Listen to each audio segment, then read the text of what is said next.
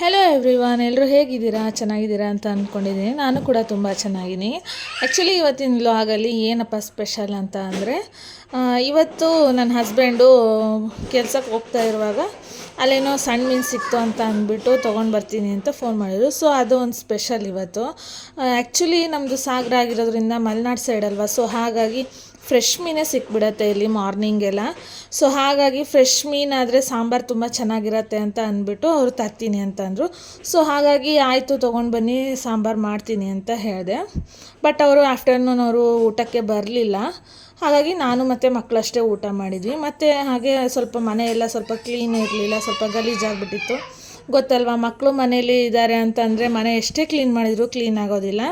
So ಹಾಗಾಗಿ ಮನೆಯೆಲ್ಲ ಸ್ವಲ್ಪ ಕ್ಲೀನ್ ಮಾಡಿಕೊಂಡೆ. ಹಾಗೆ ನಾನು ಹೊಸ ಆಯಿಲ್ ಕಂಟೈನರ್ ಕೂಡ ತೊಗೊಂಡೆ. ಐ ಹೋಪ್ ನಿಮಗೆಲ್ಲ ಈ ಒಂದು ವಿಡಿಯೋ ಇಷ್ಟ ಆಗಿದೆ ಅಂತ ಅಂದ್ಕೊತೀನಿ. Thank you all.